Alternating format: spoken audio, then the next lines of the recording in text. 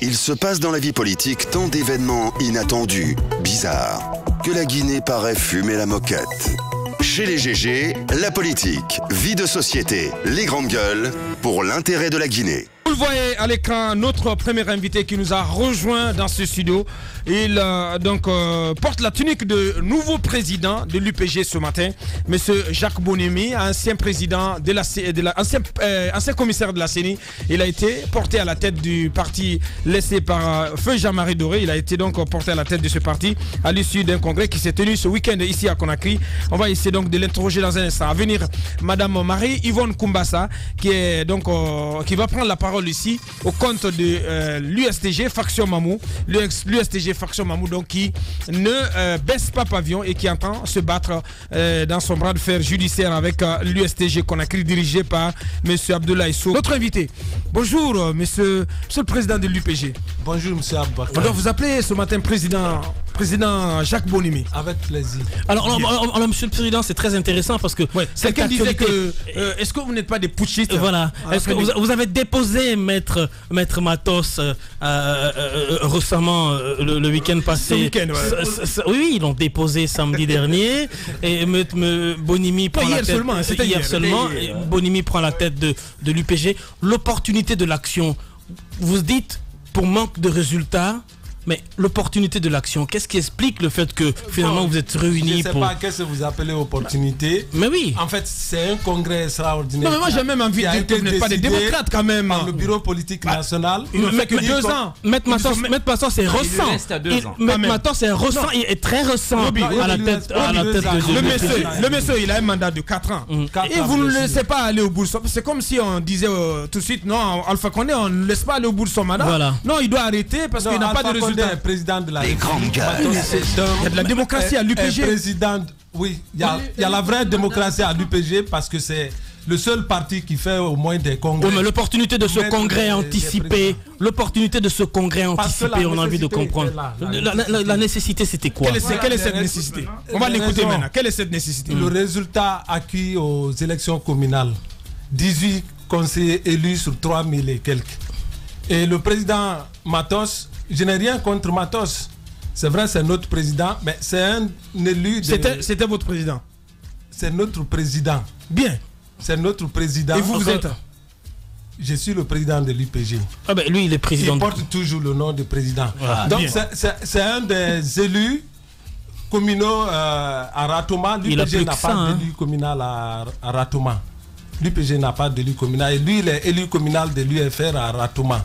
Donc il y a un de nos doyens qui avait écrit pour demander au président Matos s'il peut démissionner de son poste de conseiller communal pour rester président ou quitter le parti pour aller rester conseiller communal. Et que si cela n'arrivait pas, lui il allait démissionner du parti. Il n'y a pas eu de réponse. Moi je crois que le problème est venu de la base, pas forcément du bureau politique, parce que ça a été posé comme principe au niveau du parti, dire que notre président ne peut pas être conseiller communal d'un autre parti. Finalement, vous l'avez poussé à la porte, Maître Alfred. On ne l'a pas poussé, il était d'accord. Il était d'accord d'organiser ce congrès extraordinaire. Mais à la dernière minute, il a fait un communiqué. Je vous montre sa dernière lettre. Une lettre de soutien pour demander un appui. Lisez le second paragraphe. Oui.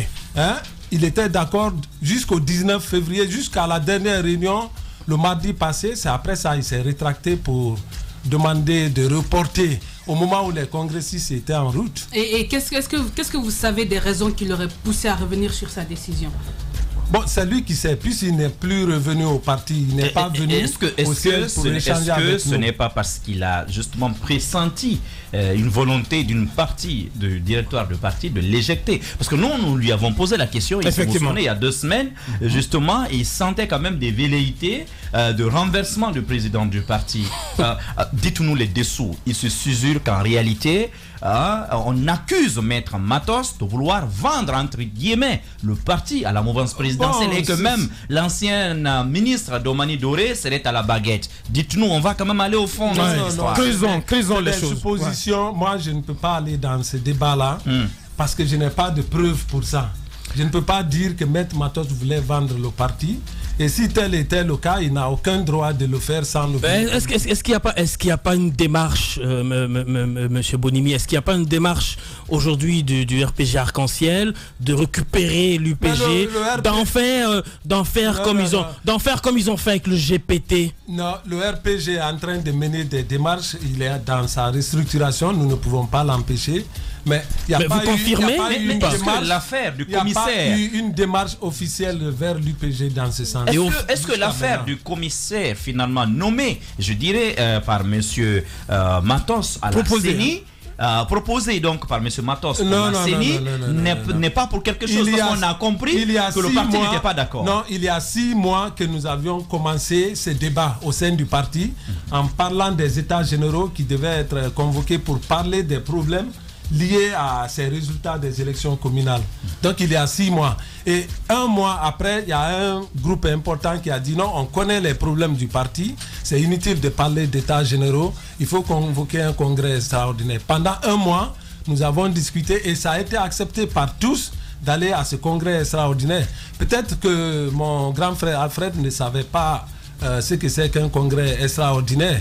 Quels sont les thèmes à débattre pendant ce congrès extraordinaire. Ouais. Mais il s'est rétracté au dernier moment, sans quoi au début il était d'accord pour aller au congrès. Et je l'ai suivi sur vos antennes ici, où il disait que dans le congrès extraordinaire, on a les états généraux à... Peut-être qu'il avait senti le vent de l'éjection, selon vous, non? Oui, en tout cas, il l'a laissé entrevoir. Moi, j'aimerais maintenant que vous repreniez les rênes du parti, l'UPG. Oui. Alors, on sait bien que c'est un héritage très lourd. Jean-Marie Doré, c'était pas n'importe qui. Ça, c'est un premier défi en soi. Un deuxième défi, vous prenez un parti au moment où, sortant des élections communales, ce n'est pas le meilleur bilan possible. Premièrement, comment est-ce que vous sentez l'avenir de votre mandature?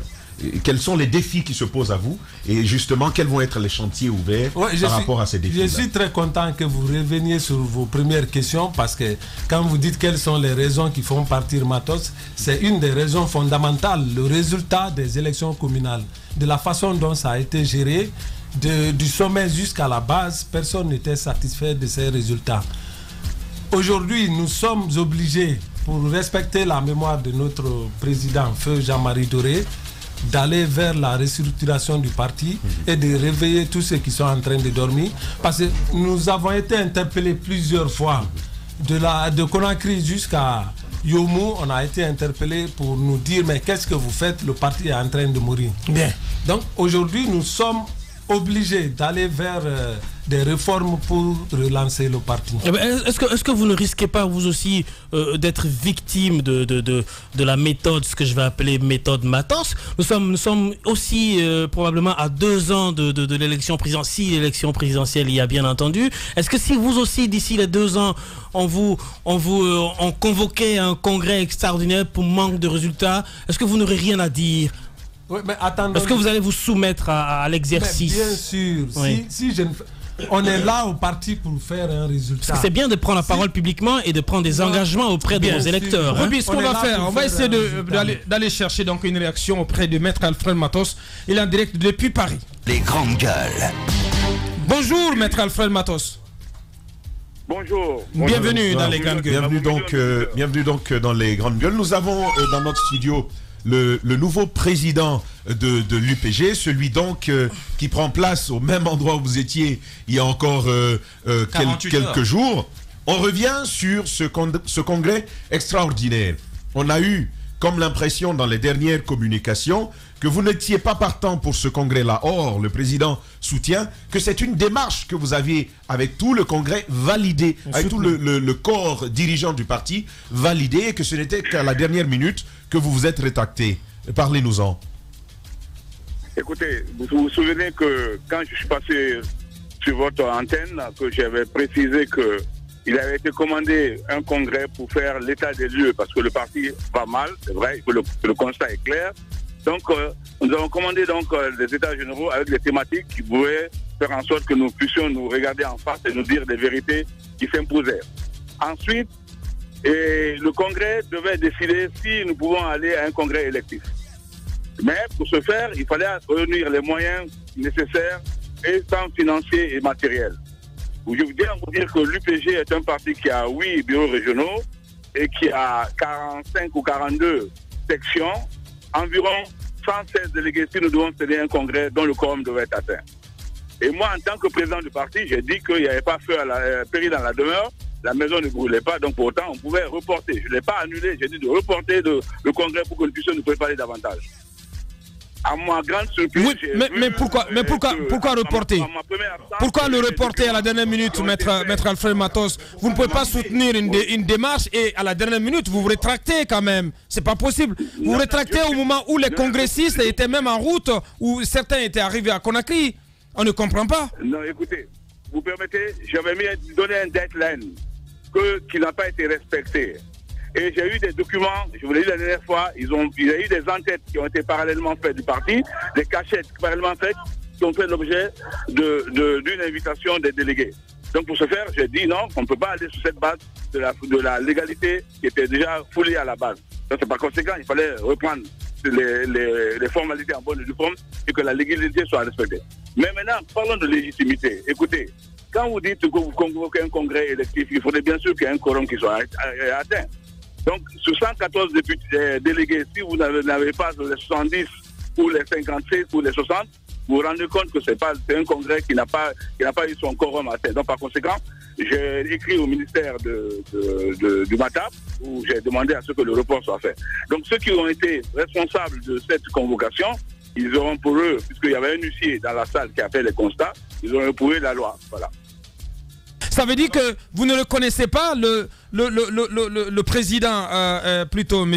Jacques Bonimi, qui se reconnaît et qui se revendique président au sortir de ce congrès. Vous ne le reconnaissez pas et vous allez attaquer les décisions qui ont sanctionné ce congrès. Je dis que sur la base légale, avec tout le respect que je lui dois, ce congrès n'a pas sa base légale. Encore moins la légitimité, ça j'en passe, mais légalement, le congrès n'a pas pu être tenu normalement. Vous vous réclamez toujours président de l'UPG? Mais bien sûr, je suis élu pour un mandat de 4 ans. Depuis 2016, mon mandat est en cours. Jusqu'à preuve du contraire, je suis encore le président de l'UPG.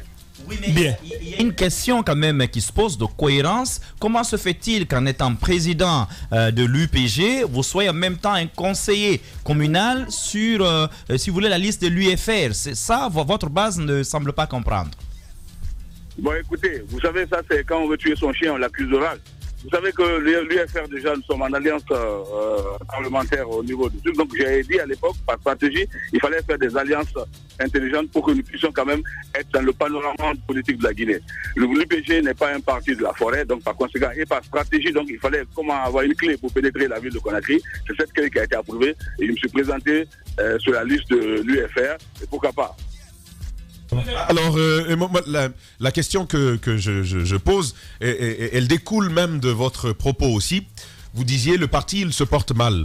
Alors, pour les autres membres, ceux qui ont participé à ce congrès, qui vous ont fait remplacer, ils ont touché du doigt cette situation. Ils pensent que vous en êtes le responsable. Le parti va mal à cause de vous, donc il faut vous changer.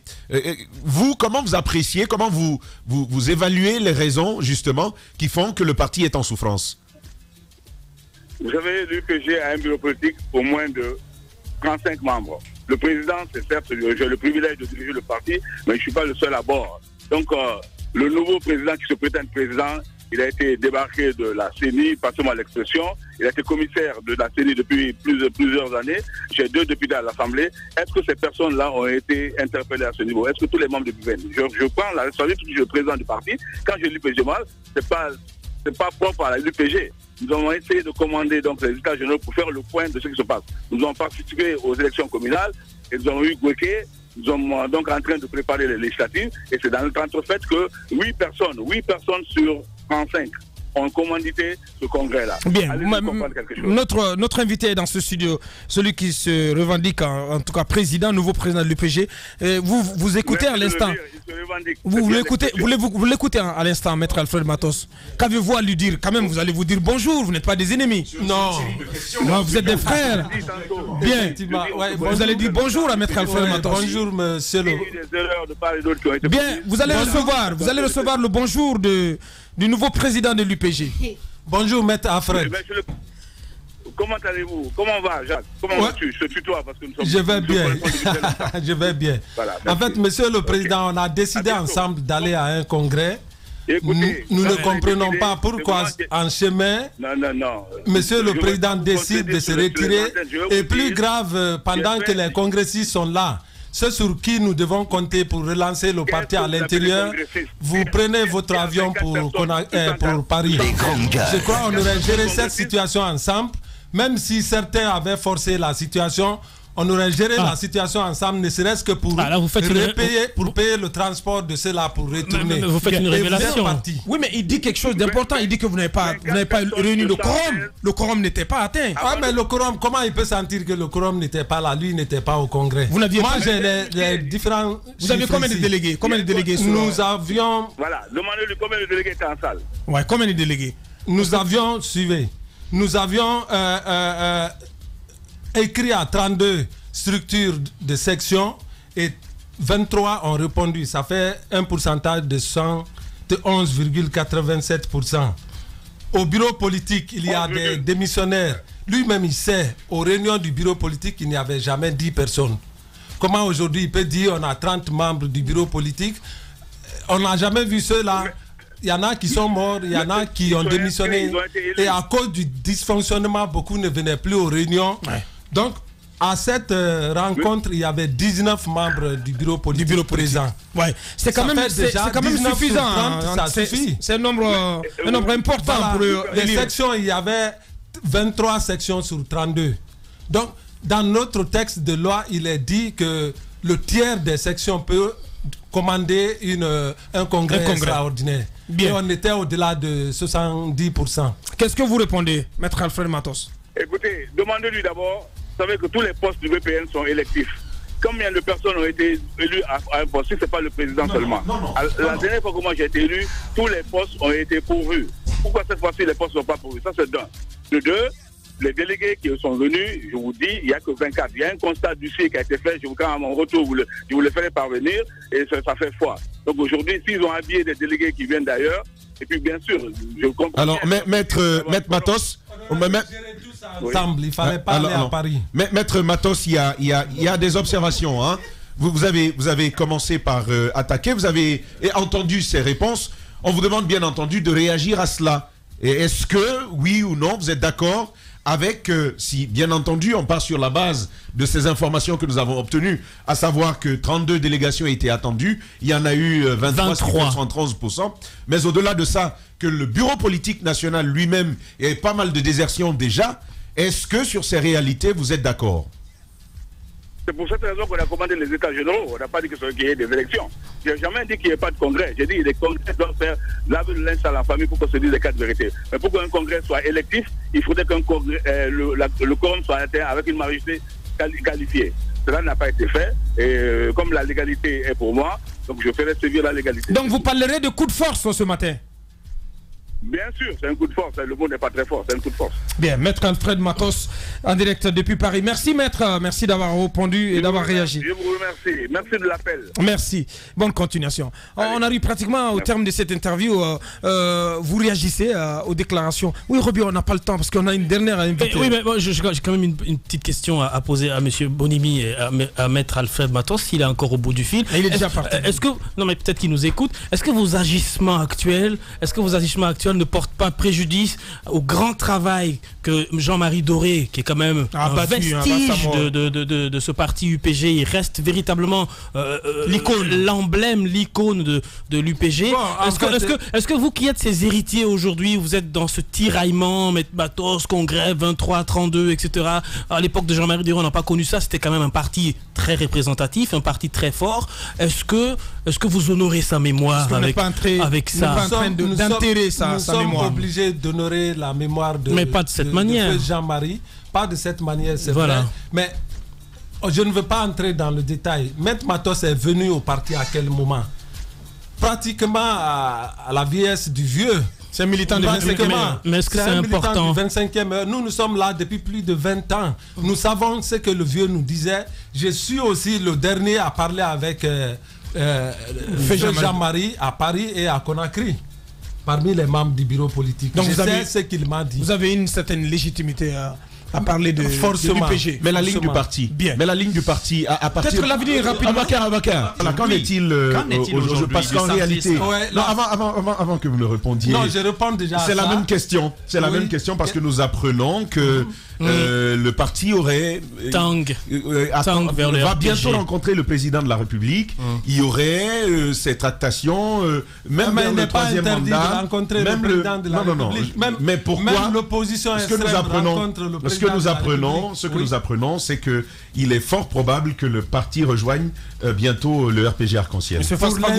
Pour l'instant, je ne peux rien dire sur ça parce que le bureau politique ne s'est même pas retrouvé. C'est hier que j'ai été élu.